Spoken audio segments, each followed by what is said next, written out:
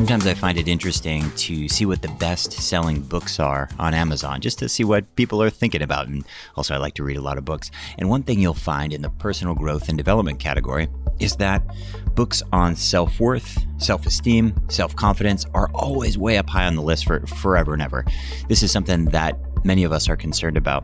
It's an interesting topic because I find that almost everybody has high self-esteem in certain areas of their life and low self-esteem in other areas of their life. So someone might be very, very confident and have very high self-esteem at work, but then with their health or their body image, they might be just terrible. Somebody might have very high self-esteem as a parent, but terrible self-esteem in an intimate relationship. And so what do you do about that? If you realize that you lack self-esteem for your presentations at work, if you lack self-worth when you're trying to get on an exercise program, how do you work on that skill? And it is a skill. Self-confidence is a skill. And my guest on this week's show has kind of boiled it down into a formula, which I find very interesting. He uses it with professional basketball players to help them bring their A game, quite literally. If you're new here, it's the Lucas Rockwood Show. I'm a yoga teacher. I'm a trainer, a serial entrepreneur. I'm the father of 3 kids, but first and foremost, I am a student. I like to learn things. So I go out into the world and find MBA coaches. I find medical doctors, researchers, yoga teachers, try to bring their best work here to share it with you. So hopefully we can all live more inspired, purposeful lives. Let's see if it works. I've recently got rid of advertising. I just found it kind of dull. Instead, I'd ask you to advertise, and here's what you do. Share the show on social and tag me. It's at Lucas Rockwood. It just helps more people to find the show. Podcast discovery is horrible, which means I really rely on listeners like you to help spread the good word. If you have questions for this show, you can always direct message me on Instagram. It's at Lucas Rockwood. And if you'd like to get weekly updates from me, I send out information about the show, updates about my teaching calendar, and other little tidbits from my world at yogabuddy.com/sign me up. Thanks so much for listening.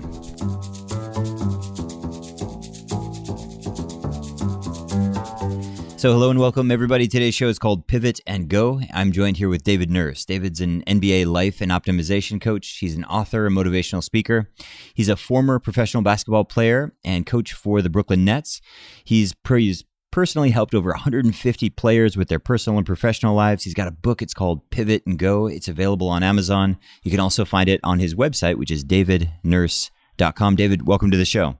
Lucas, I appreciate you having me on here, man. Excited about this one. So when you were playing ball professionally, what was it about the lifestyle that you found most challenging? Just like the hardest thing about being an athlete that maybe people don't know? The hardest thing is that people don't realize it's a full-time job. It's not what you do on court. It's not the practice of 2 hours, but it's everything you do in those 22 other hours. So most people see like, hey, you play professionally, like that's amazing, but they don't see everything that goes into it, all the preparation, all the behind the scenes. And then also, too, a big thing that people miss is, so I was playing overseas internationally, is there's a lot of like, just it's not easy. It sounds cool to be in Australia, Greece, and Spain, but when you're in these small towns and you don't have anybody that you know there, and it's a lot harder than people think of this as, oh, it's an amazing life of being a professional athlete. And so let's unpack that a little bit. Let's say you're in some small town in Greece, or you're in some place in Australia or whatever, finish a big game, that's all exciting, everything's over. Is it kind of that quiet after the game time when like maybe you don't have a social life there, maybe you have to invent something to do? Is that kind of what happens, or? Yeah, and to me it's all about the mindset of how you approach it. Like a lot of guys will approach it as like they just want to get out of there, they want to move on to the next thing. But if you really embrace it, so I made that realization, like, I'm not going to play in the NBA, and I realized that is like I'm just going to make the most of this and see the world where I can. I was in Australia, and I was in Greece and Spain, and I really embraced the culture, embraced the food, tried to learn the language, which I was really horrible at anyways. But it's just how you approach it. If you look at yourself as like, okay, this is below me, this overseas team is below me, like I just got to get on to the next thing, and I'm just going to stay in my own lane, then you're probably not going to have a great experience. But if you look at it like, I get to travel the world to play basketball, a game that I love. Like I get to learn about all these other cultures. And to be honest, Lucas, like that's really how I learned a lot about people in general, people throughout the world. Like I've been over 50 countries coaching basketball, doing basketball clinics, giving talks, and just being able to see different cultures and people interact with each other. It's an amazing learning experience. You can't learn that reading a book. With professional athletes, I don't know that world at all. What does that life look like? Like, are there people who are on the court, professional athletes, off the court, party animals? Is everybody super straight? Is it a mix of everything? Is it just like normal life, or how does it break down behind the scenes?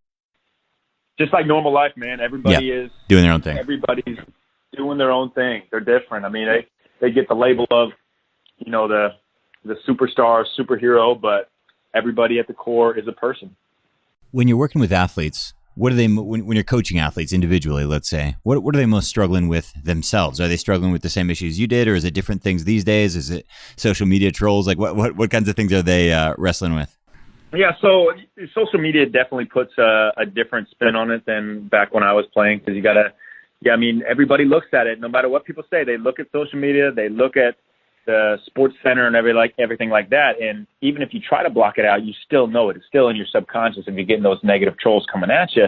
But honestly, the thing that most professional athletes struggle with, which might seem just completely off the wall to most people, is their confidence. Like, their confidence is very wavering.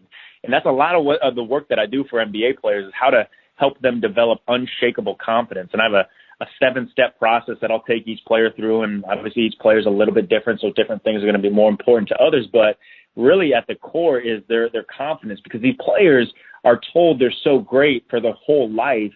And then when they come to times of struggling, it's really difficult.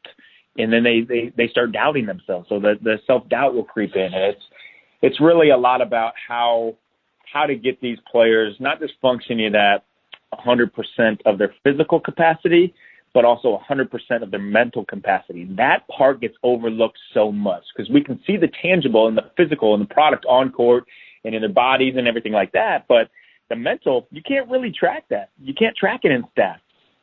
You can step on the floor 100% mental, just like you do 100% physical. That's when you're putting together this ultimate athlete. That's the Kobe Bryants. That's the Michael Jordans. And the big disconnect that people will have and players will have is they work on these skills, and it's the muscle memory they build in the skill set, the physical, the tangible, but not many of them at all will build the muscle memory in the mental aspect. And that at the core is the most important. And how do you think about confidence? Like, where does it come from? I mean, I always say I have a teenage daughter, and I'm always thinking about this. She has pretty high self-confidence, but like any teenager, they struggle with these things. And, and me too, of course, not the fact that I've grown up, it hasn't got away. But, I always think that doing hard things gives you confidence. But then I always think too, that confidence is very situational. There's lots of, like talking to this microphone, I feel totally relaxed, but you put me in a big social situation, I'm as awkward as can be. And so when you're working with an athlete, how do you even think about define? Are you just talking about on the court confidence? Or are you talking about confidence in who they are as a person? Or how do you think about that? Such a good question. So it's overall at the core. True self-confidence is about self-awareness. It's not about the results. It's not about the resume or the stats or these type of things that everybody else will see, but it's of the true self-awareness of what you actually stand for. So figuring out that confidence is, okay, I'm an NBA athlete, but my identity is not going to be tied up in my performance on the court. Like, what can I stand for more than that? What is my purpose? What is the mission that I'm on? And when you can find that, like, that sets the roots, the foundation for building unshakable confidence. But you cannot have it be on something that's going to waver, like stats or like results. That's just going to drive you nuts. So true confidence is built in the self-awareness. So that's like the roots or the foundation. And then you add pieces to it to continue to grow it. And then you'll also have areas like, okay, something knocks you off your game, but you've been through this. You have the tools to be able to get you back on track. So I could go through my 7 steps of unshakable confidence and just give you what they are, and we can dive in if you think anything sounds interesting and ask more questions on that. Let's do it. Okay.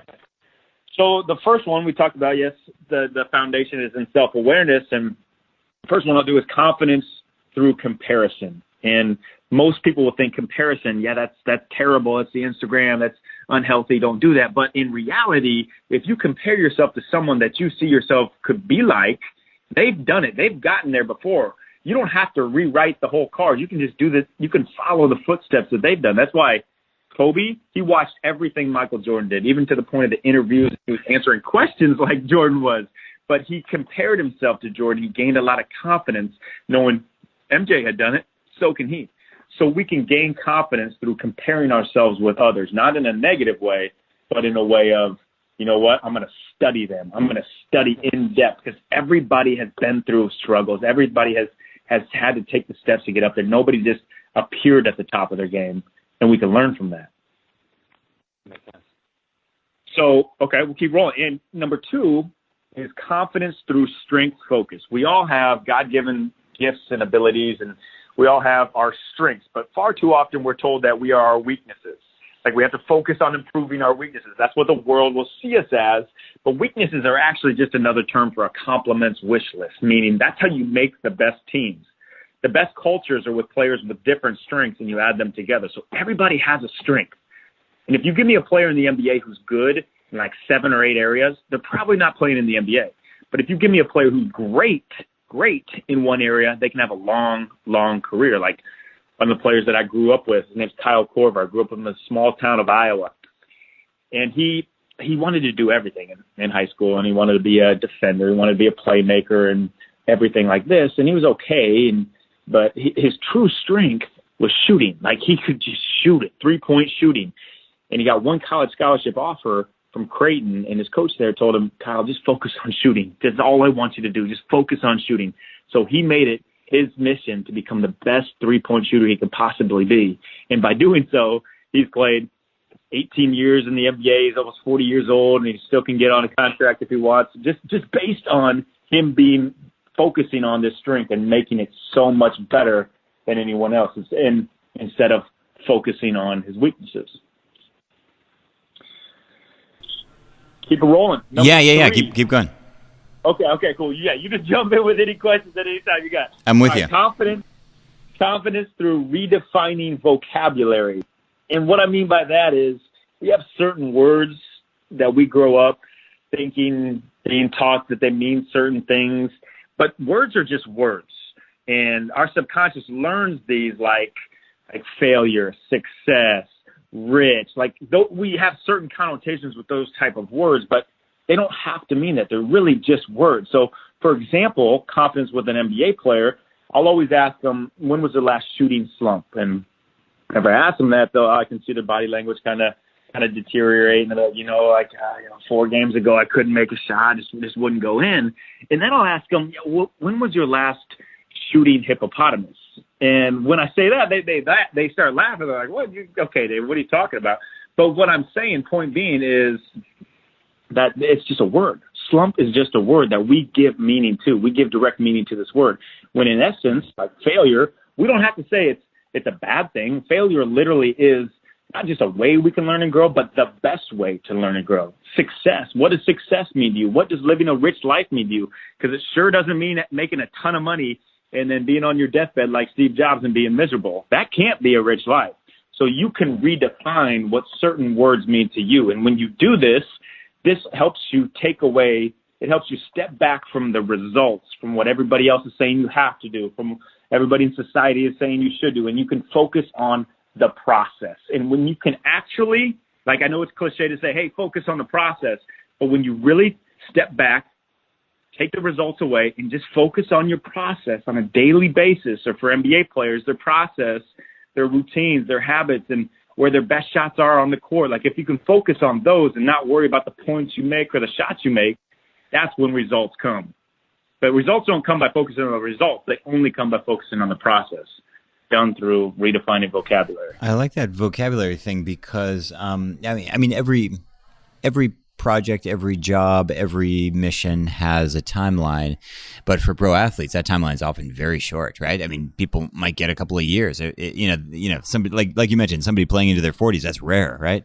And so redefining success, because it really doesn't matter what role you're in, though. Everybody's got a timeline, and so if you've got these, if you've got yourself pigeonholed into a a concept, a cliche of success that is clearly going to expire when you turn 31 or whatever it is. You know, you're setting yourself up for disaster. I would think that the stakes are even higher for athletes where that timeline is so compressed. They have a short amount of time to be seen on this world stage and make a ton of money, but it's also how they set themselves up through these habits, and why it's not just an on-court type of thing, but it's a whole overall life optimization of how can you build these habits that you're working on through confidence on the court, but how can that carry over to after your career? Because there's a lot of people don't see that either. Once that name is gone, they don't know what to do because they put all their identity in basketball. And that's why you'll see these shows that are talking about 70% of NFL players go broke after the first 3 years, NBA players after 5 years, is because that's who they identify with, and they don't know how to step away from that. Love it. Okay, what's number 4? We'll keep rolling. Confidence through creating your personal highlight reel. And what this is like for NBA players, it's pretty easy. They've had some games where they were just on top of the world. They were just killing it. So we'll put together clips of them, like 2 to 3 minute clips of their best games, their best moments. And I'll have them watch it every morning when they wake up, right before they step on the floor for practice, and right before they step on the floor. Yeah. So it puts them in that zone, because a lot of times this will happen, and even us in the normal life, like we'll have these great moments, these great phone calls, these great talks we give, these presentations, and then it's like, oh, that was just a flash in the pan. Like, I don't know how I can ever get that back. But in reality, that's who we were. Like, we can get back to that stage because we've been there before. So reminding these NBA players of they've done it before, they can do it again. Because all of us suffer from the self-doubt, the imposter syndrome of it creeping in. And more often than not, we only remember those bad times instead of those ultimate, what I call with my players, the swag zone that they can be in. So this is another one of those muscle memory mindset repetitions where we just watch it and build it in, build it in, and build it in. And muscle memory, as you know, is created through the wrapping of the myelin in the brain. So the more we watch these, the more these players watch these, the more this becomes who they identify with. They can be that type of player, not this guy who is in a shooting slump or has been a failure for the last 2-3 years. And David, how do you apply that to somebody who's not a player? I mean, a player obviously literally can put together a highlight reel, but what do you do with like a CEO or a working mother or somebody who's just, trying to create something similar, who might not have the media assets to put together a trailer? Awesome question, man. So let's just break those down. We'll do CEO and we'll do a stay-at-home mother. So CEO, you've had some time when you made a big sale or you had a great talk and you just felt just juiced up. Like for myself, I gave a talk to a company, a Fortune 500 company with 5,000 people. This was back when the world was going, and it was my best. Like I just felt just so in the zone. So I'll recreate that in my mind. And when I recreate it, and when these CEOs recreate it, you see everything. Like all the details. It's all about the details. Like, what were you wearing that day? What did you eat for breakfast? What was everybody else wearing around you? What was the location you were in? And you just sit there and visualize it in your mind and recreate that moment time and time again. So the power of the mind and visualization is extremely, extremely important. And you just recreate that moment as detailed as you can. So for these CEOs, then, hey, they're going through that same thing. Like Kobe and MJ used to watch the game before they stepped on the floor happen and unfold in exactly the way they wanted it to. So they literally saw the game happen before they played it. They also would watch it back again. They would watch it in a way where something crazy happened in the game and didn't go as planned, and how did they react? So they're going into the game with a lot of confidence because they've already been through it and they've already seen it, so they know where they're going. Same thing with seeing your highlight reel. And for a mom, like a stay-at-home mom, I tell them there had to be a day where your kid had a good report card, you cooked this gourmet meal, like everything was just in this great rhythm for you. Just recreate that day. See those highlight reels of that day and start your day with these. Because if you start your day in this type of frame of mind, in this mindset, like everything else is going to look from a brighter perspective because you're already at your highlight reel to start. And as we know, there's just so much power in winning your morning. If you could set this in your morning routine where you take 2 to 3 minutes and just visualize your best day, your in the zone moments, it's just going to, 10x the rest of your day. Love it. Okay, number 5, I'm ready. Yeah. Okay, number 5 is confidence in pouring into others. So this is stepping away, and when you walk into a room, this is where you look at your hands and you say the word serve. So if you're entering a room today, I challenge you to say the word serve and look at your hands. This is going to put you in the frame of mind that when you step in that room, it's not about you. It's not like, hey, what can I get out of this? Or you're looking at this person, how can I connect with them and all that, but how can I serve the people around me? And it takes a ton of pressure off yourself. So like with NBA players, when they're thinking they're all caught up about their points per game or how they're producing, tell them to just, hey, go help a teammate out. Go encourage a teammate. Go cheer a teammate on. And when you do so, it frees yourself up so much from that pressure, that self-pressure you put on yourself where you'd have to perform and all you're caring about is the other people. And when you do this too, when you genuinely serve over just try to take, everything in the end comes back to you. I'll tell people, just give without expecting anything in return, and it all comes back to you in the end. So there's a lot of confidence taken through taking the pressure off you by pouring into others. And one of my favorite players to ever play in the NBA, now the coach for the Brooklyn Nets, named Steve Nash. Every year he led the NBA in high fives given. They take those stats. They take a ton of stats. But high fives given, he averaged 239 high fives a game, which is like incredible. But everybody that I've talked to that have played with him said he's the best teamer because he was serving them. He was putting them in their best position. He was pouring into them. And we all can be that type of player. We can all be that teammate, type of family member, type of coworker by pouring into others. Well, I just one comment. When you think about self-confidence, generally people think about stuff to do for themselves, but it makes so much sense.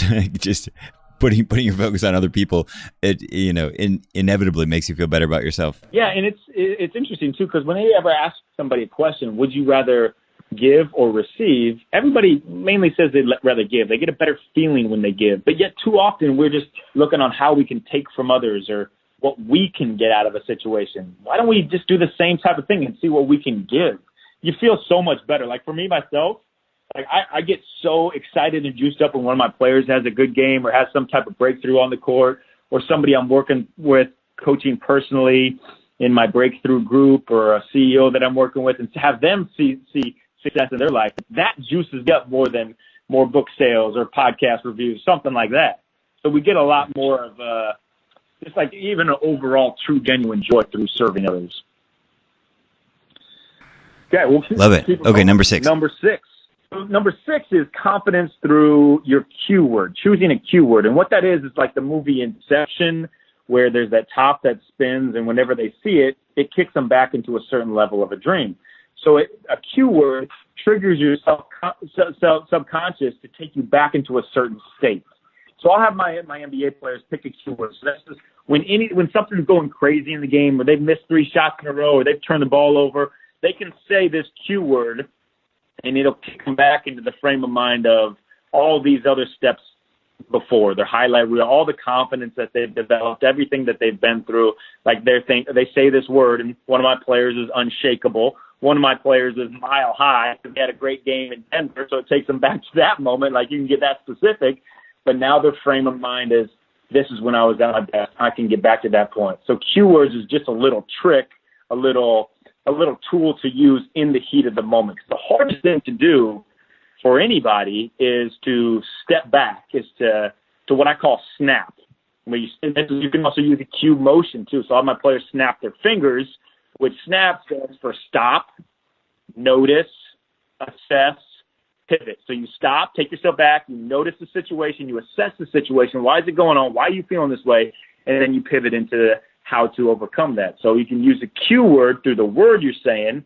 And I'll say unshakable throughout the day. If I'm feeling like things are overwhelming, I'll snap my fingers so I take a step back. So these cue words, the cue actions are really powerful to kick our mind back into the frame that it's already been in, that we know is our most confident self. And do you get pushback? Do people get stuck not being able to find a word? Do they feel like it's cheesy, or how do people respond to this?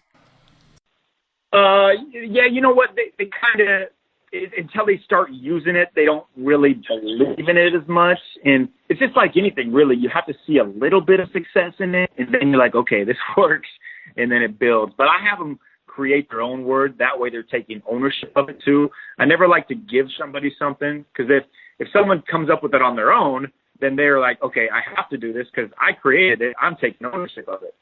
Okay, so this wraps them all together. This is confidence through preparation with a term that I call relentless consistency.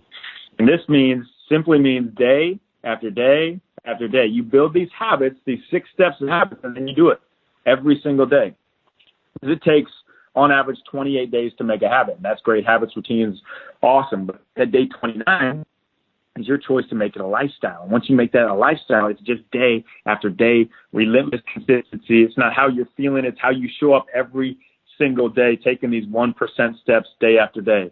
And that's in essence the preparation that we put in. There's a ton of confidence that we can gain through all the preparation that we put in. Like for myself, for example, when I was talking about that talk that I gave in front of this Fortune 500 company, like I stepped on stage really, really confident because I'd given that talk 153 times out loud to somebody before I got on stage. Like if you step into a test that you take, pre-test, you're really, really confident. So we gain confidence through, yes, that preparation has prepared us for it, but we can also look, hey, I gave this talk 153 times. I can do this thing. I love it, David. I want to chat with you as we wrap up here about this idea of coaching in general. It's such an interesting role. It's such a crucial role. I mean, you couldn't have had the Bulls without the coach. You couldn't have any team without the coach. And yet, oftentimes the players are, quote unquote, superior to the coach. But that's not the whole point. There's a different dynamic. How do you think about the role of a coach? I work in the yoga world. It's similar, and the health world is similar. Like you don't necessarily need to be further along. You just need to have a different perspective. How do you think about that word coach and what the role is? Yeah, it's a very powerful word that holds a lot of weight. And a coach, in the essence, is a leader. But leaders, so when you think about leaders, you're thinking about coaches that you think they're going to just tell you what to do. Leaders don't want to lead forever. Leaders want to lead others so they can lead others. So a coach is basically someone like a conductor who's just has the baton and is just kind of getting the rhythm going. They're going to show you the way. But the players are the ones that take the ownership, and this coach teaches these players how to lead, and then they lead the other players. And that's where you find the best cultures in the NBA, the best coaches. Like my uncle coaches for the Toronto Raptors. He's head coach for the Raptors, and they do a great job at pouring into the players by caring for them more than just on the basketball court, but for overall human beings and how they can lead themselves in their lives. And it turns around that they lead every player that comes on there. And the Miami Heat, Eric Spoelstra is a good friend. Steve Kerr out in Golden State, Brad Stevens. I could go on with these names of great coaches, but at the core, they all understand this. Like they're not leading for themselves to get the fingers pointed at them like, oh, this great leader. But the best leaders want to lead others so they can lead others. Love it, David. For people who are interested in learning more about your work, tell them about your book and why you wrote it, who it's designed for, and then tell people how to find you online. Absolutely. Yeah, so my book is Pivot and Go, and it's for anyone who's ever felt stuck in a situation. And to some extent, we all have felt that, especially in 2020. We have definitely all felt stuck. And it's really tough to get out of that stuck in the mud feeling. The pivot is just a basketball term. That's where it comes from. It's just a small turn, not a big change. Big change is daunting, but it's when you cover by all these defenders, you can't see the hoop, and you slightly turn, and then everything opens up. And that's what a pivot is. And it pivots. This book is about pivoting your perspective. So different situations of how you can look at them from a slightly different perspective that can change your entire perspective, the entire trajectory of your life. And I put it on a 29-day blueprint, one day after the next day, on that same thing that we were talking about, 28 days to make a habit. 29, you can make it a lifestyle and make that choice to make it your life rhythm. So you can find that at anywhere books are found, Amazon, my website, davidnurse.com, social media, David Nurse MBA on Instagram and Twitter, my podcast, the Pivot and Go podcast. I have a 1% improvement newsletter that I send out each week, and that's on my website. And also I do a Be the Breakthrough coaching group. Well, I appreciate what you're doing, David. It's great to connect. We'll link up to everything in the show notes, and let's keep in touch for the future. If you've taken any yoga class, you've no doubt heard your yoga teacher talk about the importance of breathing. Breathe slowly, breathe deeply, breathe through your nose. But it doesn't really go much further than that in terms of the how or the why, the physiology behind breathing, why we're doing it, why it matters.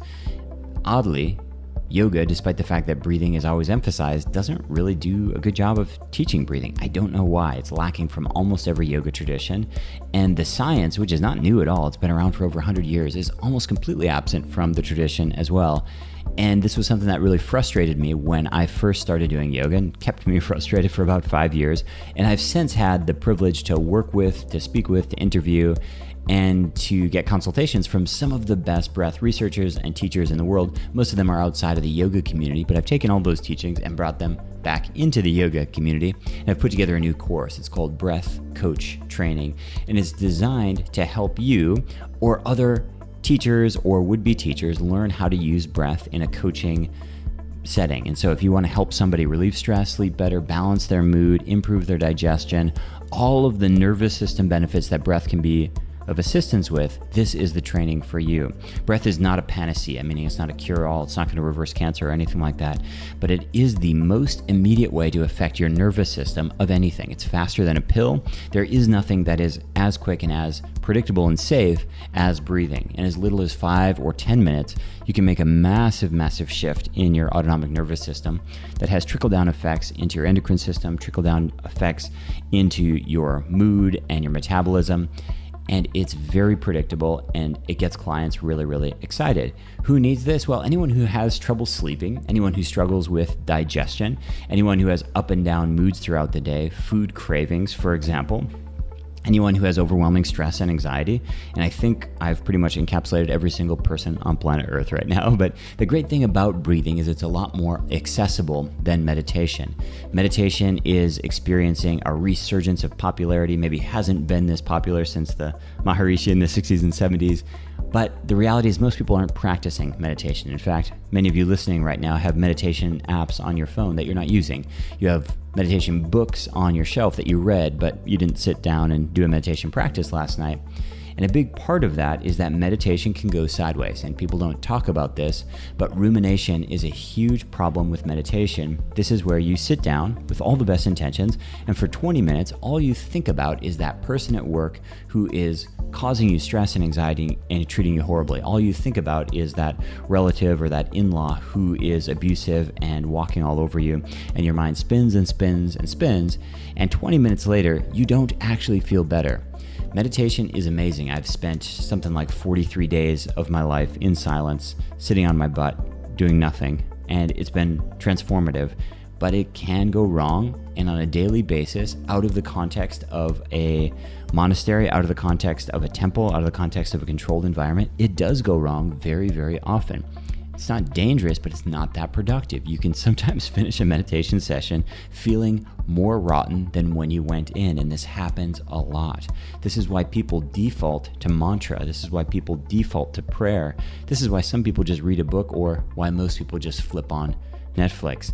Sitting silently with your own thoughts is sometimes spending 10 or 20 minutes with a special kind of evil friend who smashes your brain about.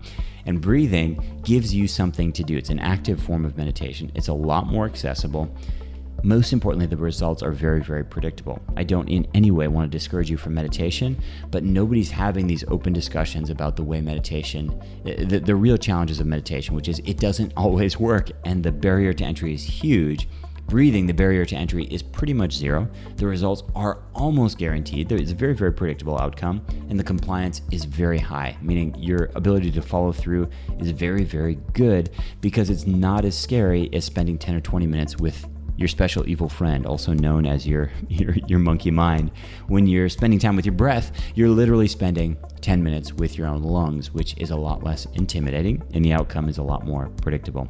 To learn more about the course, check out breathcoachtraining.com. If you'd like to check out my TED Talk, it's called Change Your Breath, Change Your Life, and you'll get an idea about what I'm talking about. Hope you can join us. We'll talk to you soon. Have a nutritional question from Benson on Instagram. Benson says, Lucas, I saw your photo and your Instagram post where you're wearing that sensor on your arm. Did it really help? Did you learn anything besides mangoes? So I appreciate the question. I have this sensor in my arm. It was sent to me from Levels. The company is levelshealth.com. They're in beta right now, and they're using a Freestyle Libre blood glucose monitor, continuous blood glucose monitor. It has this needle that goes into your arm. It's a very small needle. Somehow you don't feel it at all. It's actually technically a sensor, but I mean, that's kind of PR speak for a needle, but you don't feel it at all, not at all. And you scan your arm the same way you do Apple Pay at the store. It's kind of rewarding to scan your arm. And it shows you your blood glucose. I have been measuring my blood glucose for years and years. I wasn't expecting to find anything interesting. And at first I didn't. And then I started getting a little more obsessive about it and paying attention to the numbers. The cool thing is it keeps track of 8-hour cycles. So as long as you scan every 8 hours, you get a running tally. And what I found is, for whatever reason, right now, I'm terribly fructose intolerant. When I have fruit, doesn't make any sense. Nobody can explain it. But my blood sugar, my blood glucose spikes, and I have wonky blood glucose management throughout the day. And so oddly, I usually have like a couple of pieces of fruit, often as like a standalone snack throughout the day. Quit doing that. And I actually started eating basmati rice, which don't really eat much of at all. Usually don't eat many grains.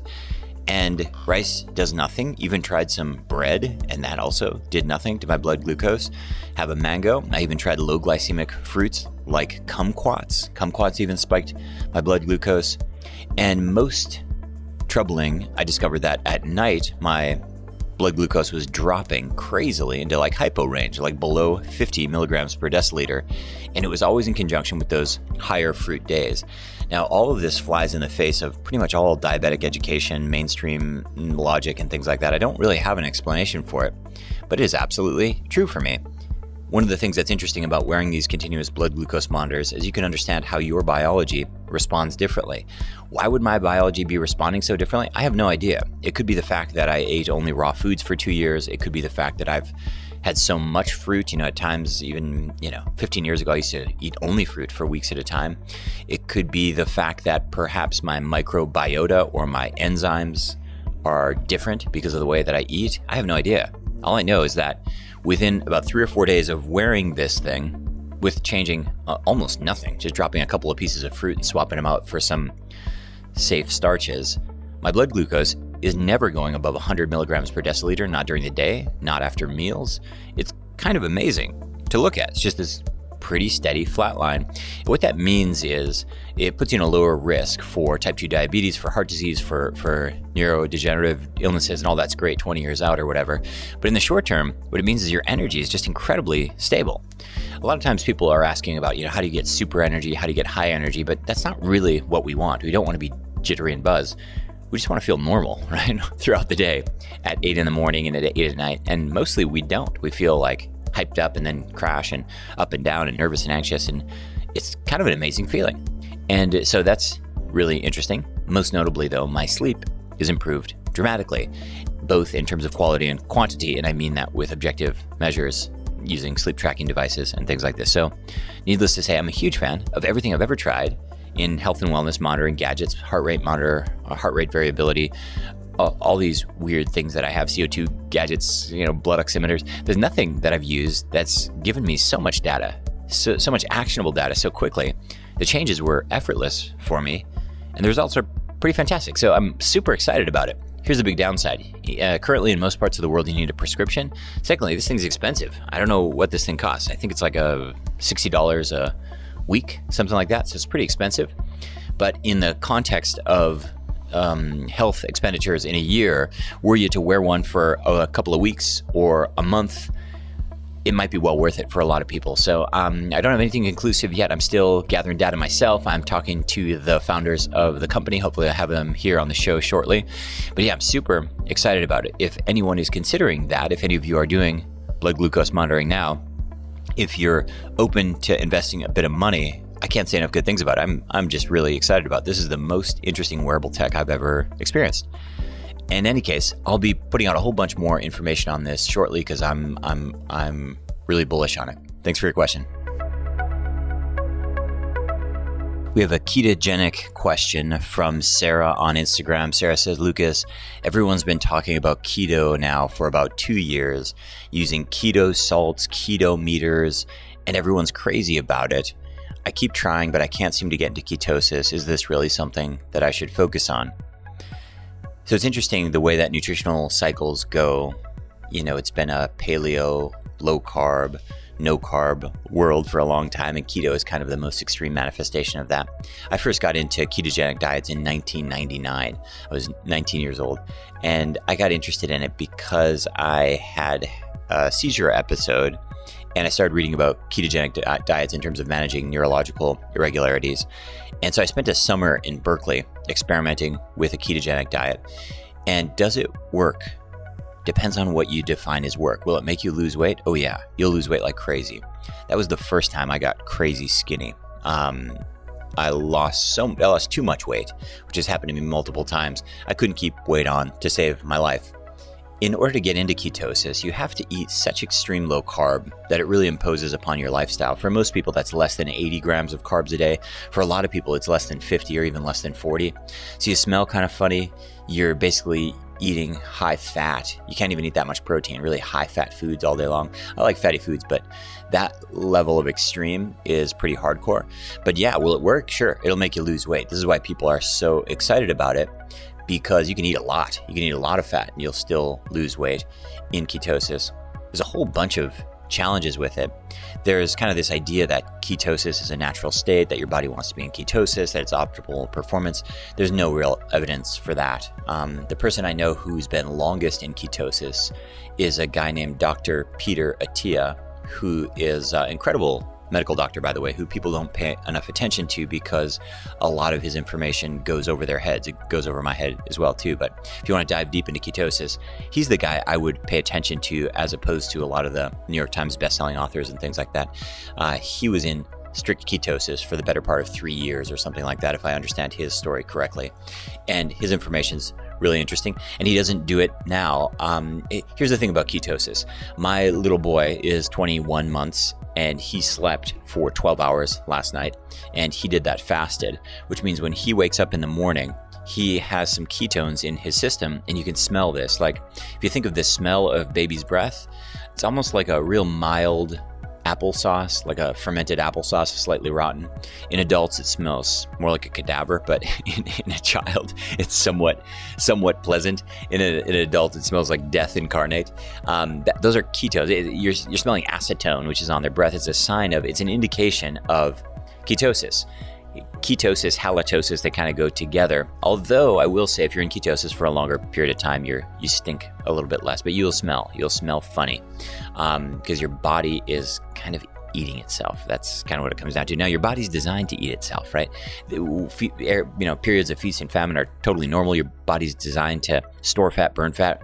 The fact that most of us can't do that quickly, we can't store or burn fat very efficiently, is a sign of metabolic disruption. But still, people forcing them into ketosis long-term is a pretty bad idea. Here's what the way I would think about ketosis is just to understand that your body operates well and appreciates some periods of fasting.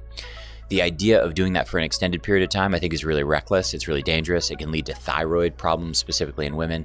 There's a whole bunch of negative downsides. The real challenge and the reason people get excited about it is because if right now you're carrying, let's say, 30 extra pounds, or let's say your body fat percentage is 35% if you're a man, or over 40% if you're a woman. If you're in like the clinical obese category, your number one priority is getting your weight into a healthy range. That's going to be the highest leverage, the biggest move you can make in terms of improving your health. It's going to change everything. It'll have cascading effects into everything in your life. So when somebody realizes that and they go for it, it's hard for me to judge, because that's such a powerful thing to go for it. The challenge is, what if it's unsustainable? And it almost always is. The reason I know that is because I have willpower to burn, and there's no way I could be in extended ketosis. I mean, I have scary amounts of willpower, unattractive levels of willpower, and I could never be in ketosis for years at a time. The other thing I'd recommend you look at is those best-selling ketogenic authors. With very few exceptions, most of them are bouncing in and out of overweight/obese, and that's because of the nature of this diet. You put yourself in that starvation state. The rebound effect, it's true for any diet, but especially with ketosis, can be pretty pronounced. When you're in ketosis for a long time, also your insulin levels get so low that you actually can develop a really poor management of insulin so that people actually get really, really good at gaining weight when they get back into carbs, which inevitably happens. So what do I think about ketosis? I don't really know. I really don't want to discourage people from trying diets, but I do want to discourage people from failing. Failing at anything is horrible. It's just a horrible idea, because you will inevitably fail at so many things in your life. I think you need to attempt to set yourself up for a win, and I don't think a ketogenic diet is setting yourself up for a win. If you want to experiment with ketosis, I think the simplest thing to do is to play around with a 16-hour fasted window between dinner and breakfast. It's a pretty gentle way. Some people won't get into ketosis. I usually don't, but you might dip into ketosis very briefly, very, very mild ketosis. But really, for most people, that's enough to move the needle. Long-term sustainability, I would say almost zero. Short-term efficacy for losing weight, I would say phenomenal. So I guess do with that what you will. Just keep in mind that the diet community is a pretty head trashy space where people get looped out and obsessed with things that inevitably, in many cases, they would have been better just trying to moderate what they were doing before. Hope that's helpful. Thanks for listening to The Lucas Rockwood Show. If you enjoy the podcast, I have 2 asks of you. Number 1, share the show on social media with your friends and tag me. My handle is @LucasRockwood. Number 2 is please leave a rating and review in whatever app you're listening on. And last but not least, before you go, if you'd like to be on my mailing list, every week I send out information about the podcast, behind the scenes stuff, announcements of online classes and special events. I email about once a week. You can do that at yogabody.com/sign me up. And right now we have a free breathing worksheet on that page as well. It's yogabody.com/sign me up. Thanks so much for listening, and we'll see you next week.